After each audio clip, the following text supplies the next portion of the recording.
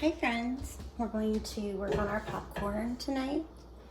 So what I have here is a large pan pot with a lid, and I have already poured the gypsum and the coffee here. For coffee, I did 1 heaping tablespoon, and then for gypsum, I did a level teaspoon using, just a standard spoon you'd use to eat your cereal. And then here we have popcorn, just regular plain popcorn. I got it at Walgreens. So the first thing that I'm going to do is fill my pot about halfway with water. I'm going to use tap water for that.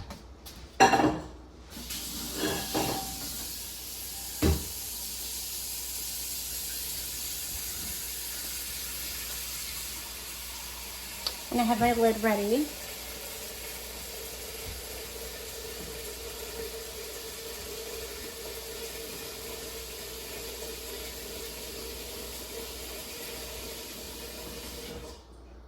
Okay. Now what I'm going to do is put this on high heat, and I'm going to wait until it is at a full rolling boil before I put the popcorn in. But while it's, doing its thing right now, what I'm going to do is go ahead and put in my gypsum into the water, and my instant coffee. This is just instant coffee. It dissolves in water. Now you don't have to use gypsum or instant coffee. It just has some, benefits to it for the popcorn, or for colonization of popcorn. Little extra food, and gypsum helps with pH balance.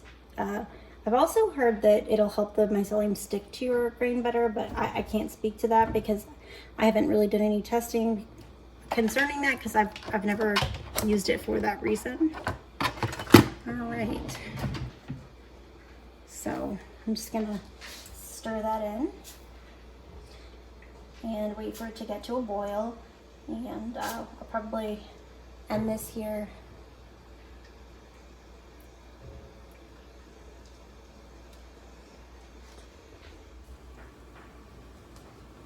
Okay, and now here I am back. My water is boiling, so I'm going to go ahead and add my popcorn, and then I will be reducing the heat to low so that it just simmers.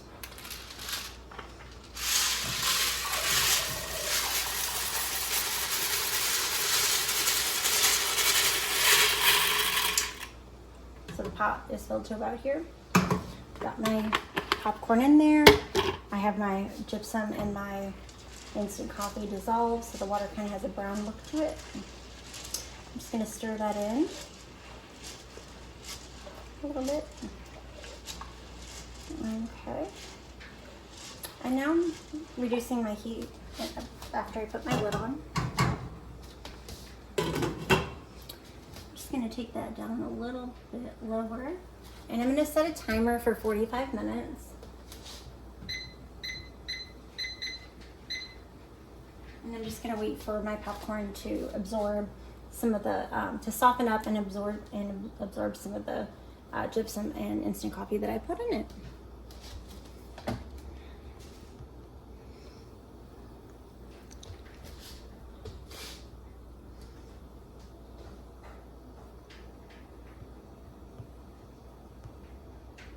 Like to do this is to just go ahead and pour it into a colander with a big bowl underneath it. That's what works best for me. You can do whatever works for you. And I see I have some little wood chips in there from the last time I did this. All right, and before I pour it out, I'm actually gonna want to just check it. You want it to be somewhat tender, but not, like cooked tender.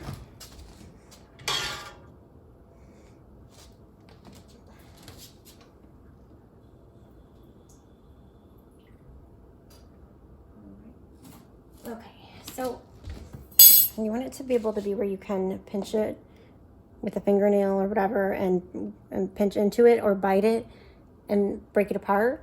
So you want it moist enough to be able to put your fingernail through it, but not so moist that it just kind of falls apart then. All right, and mine is just right, so I'm gonna go ahead and do the straining. Am I even recording? Well, yeah, I am.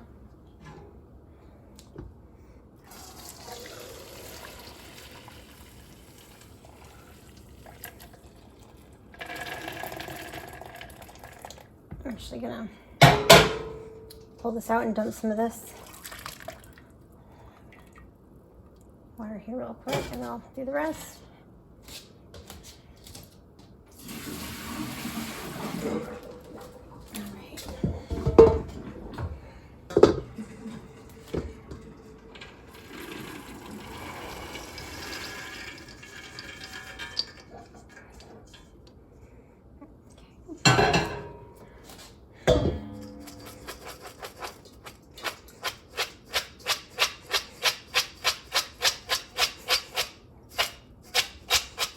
Just shaking that extra water out. All right, now I'm going to just take that off the plate back there and empty this coffee water. And as I'm going to give this a little while to dry, I'm just going to set some paper towels over it like this. And then I'm going to let it dry. So I'll be back once it's dry. All right, looks like our popcorn is nice and dry now. So we're gonna go ahead and start putting it into jars. All right, so I could put it in this colander to dry over this pot. The colander has a stand, so I'm just able to sit it on the counter and it's fine. So what I'm gonna do now is I'm going to start scooping this into jars.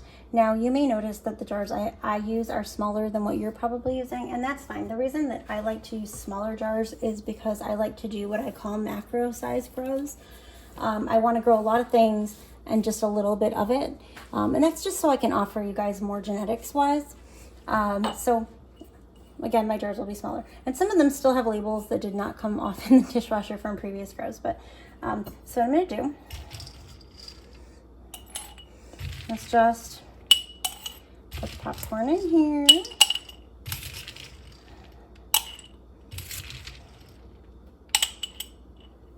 And I'm just going to fill them, maybe just even a little bit less than that.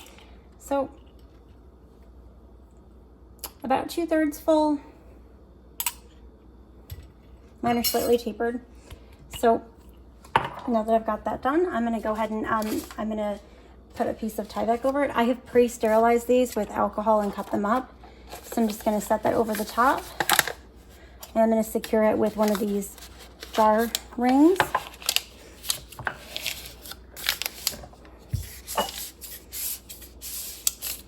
Nice and tight, making sure that it's all fully tucked in there. Just going to check this one. Yeah, he's good. Okay.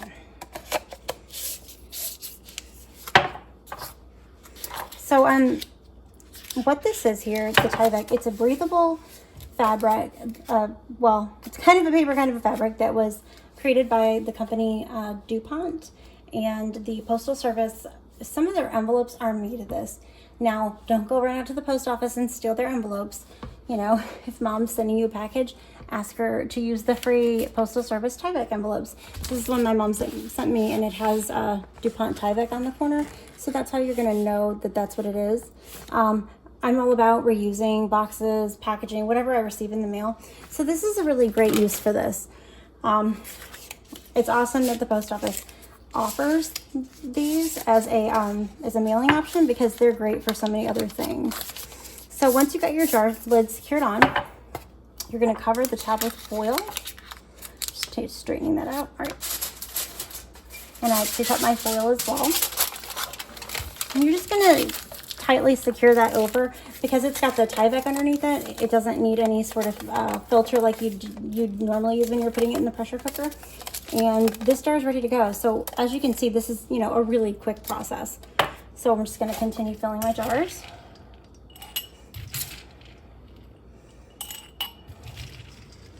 Now, because I am going to be putting these in my pressure cooker, I pre-cleaned the rims and the lids. After they came out of the dishwasher, wiped them down with alcohol, but it's not as big of a deal if you're going to be pressure cooking them. Now, if you are not pressure cooking your jars, it's really important that you make sure that you clean the inside, the rim, everything with rubbing alcohol before you start the process, because that is the #1 source of where bacteria will begin, is on the rings under that ring of the jar. It's huge. It's like a wick. So I'm just gonna secure this on.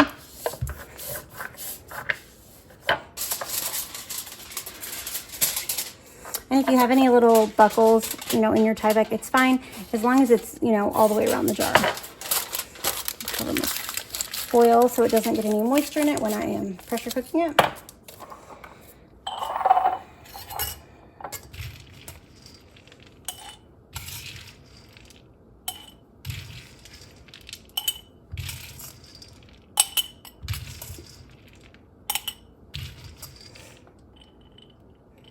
I started using these smaller jars because I was personally finding that I had way more grain than I needed for the size of growth that I'm wanting to do. And I would just have it left over, colonized, and I put it in the fridge, and that's fine. I can use it and do a grow with it later. But, you know, I don't tend to grow things more than once.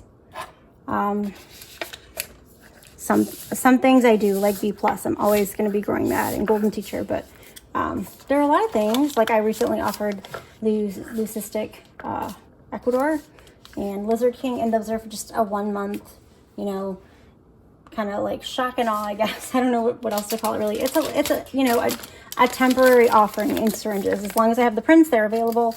But you know, kind of a in and out monthly new releases. So it's nice to have, you know, a smaller amount of grain for that.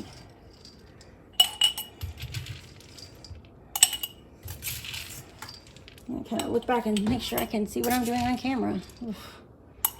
I'm not a video social media personality. I don't really have a lot of experience with this. Can you see that? Oh, yeah, I guess you can. Good. All right. And I apologize if you can't see anything I'm doing. Again, be easy on me because I'm pretty new to this. All right.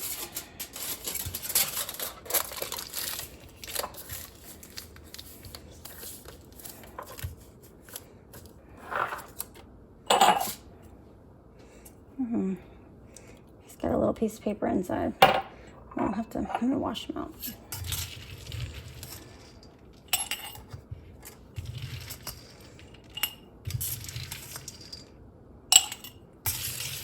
Notice that the popcorn looks round, it's plump, but it's not bursted. None of it has burst. It hasn't gotten so soft that it's coming open.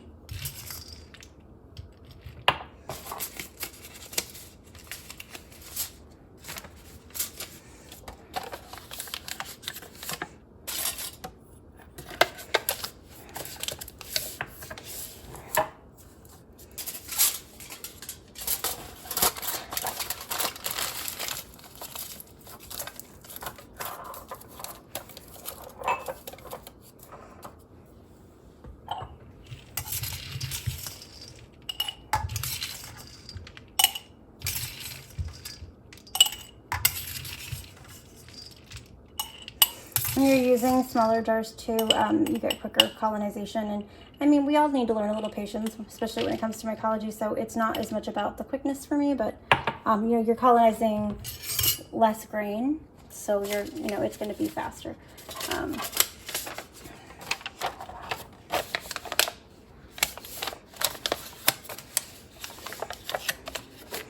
Another great thing about this Tyvek is that you can actually inoculate right through it and then just quickly put some tape on it, some micropore tape. That's pretty awesome. And I'm going to show you a way to inoculate, like syringe inoculate with agar.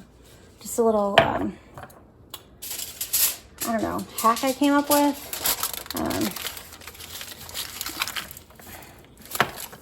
MacGyvering things and doing things for less money is kind of my thing that I really enjoy. I really enjoy trying to figure out how to do things without spending money on it.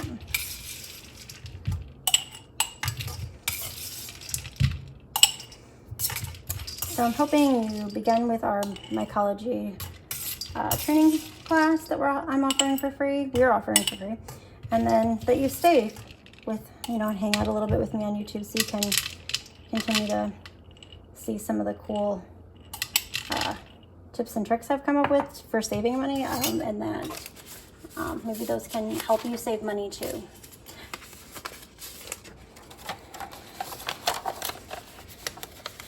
some things that you will notice while we're through this process together is that I do not use a still air box or a laminar flow head.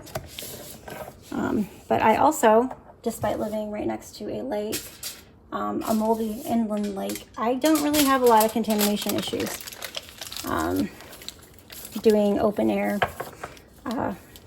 Somebody asked me to explain that recently, like, how do you do that? And I really can't give an answer for how, just being careful, knowing what my surroundings are, like, you know, wondering, you know, understanding what I'm up against. I know how long I can have something open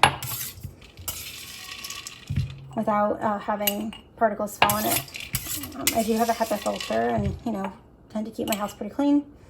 But aside from that, I just think that there's a lot of, I don't want to call it misinformation because, you know, being careful isn't a bad thing, but, you know, I just think that, I'm going to put this in a smaller jar, I think. No, I'll just leave it in there.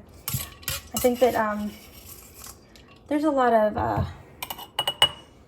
people trying to make a buck maybe in this, and a lot of people who are just, some people who are just overly cautious because they're old school. And really, I just feel like there's no wrong way to do this.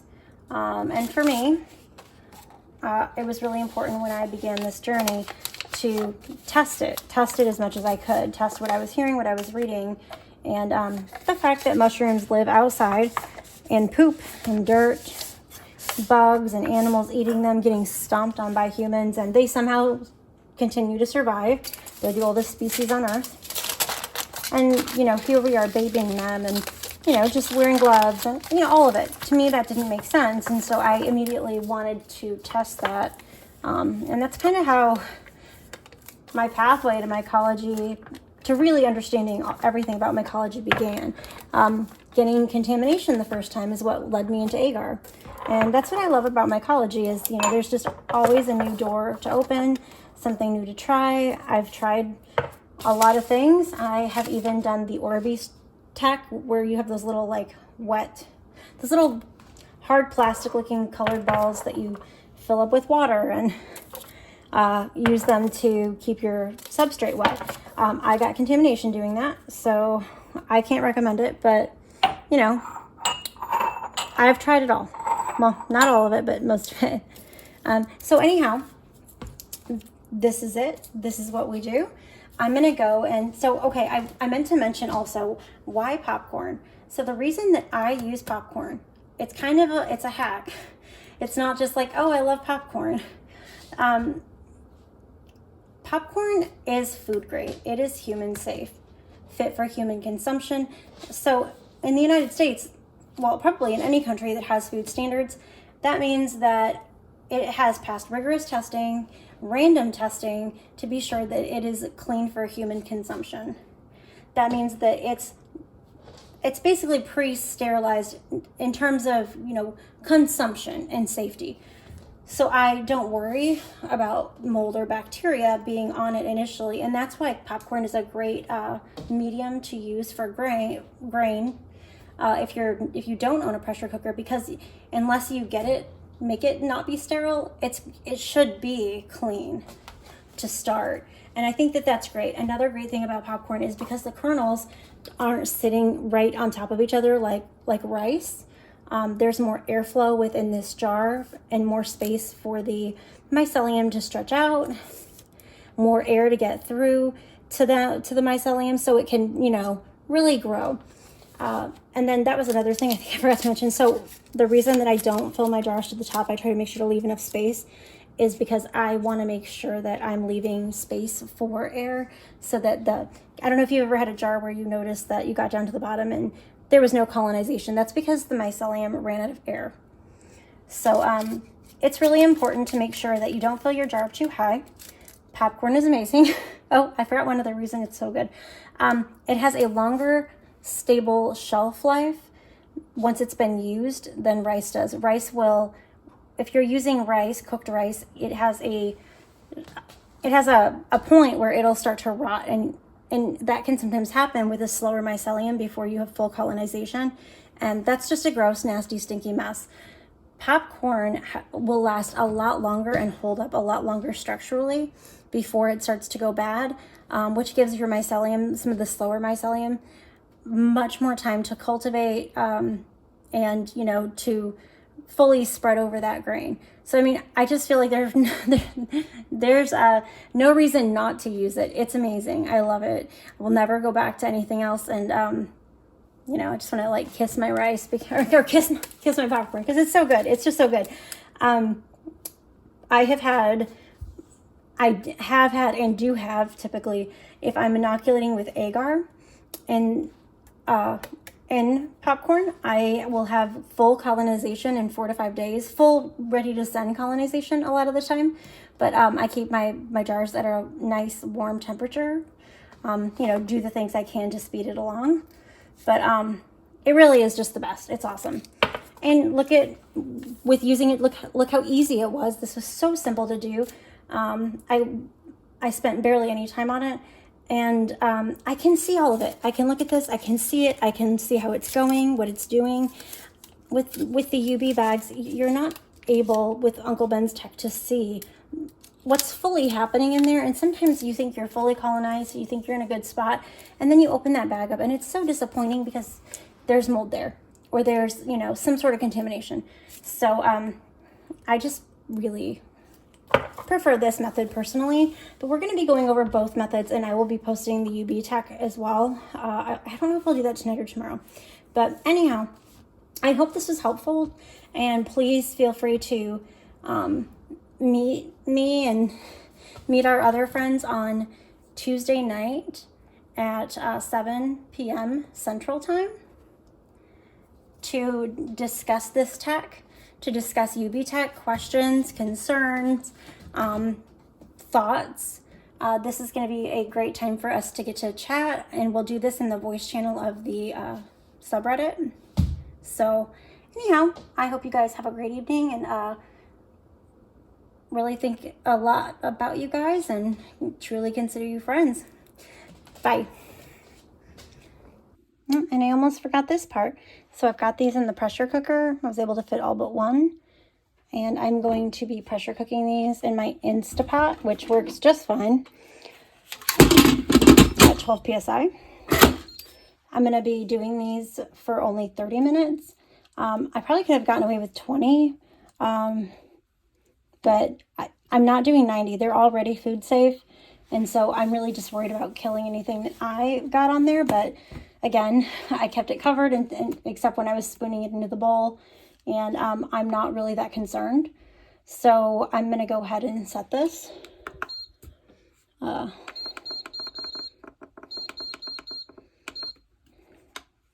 Turning off that keep warm feature. And there we go. I will let these cool after they're done, and I'll probably put them in my refrigerator to inoculate.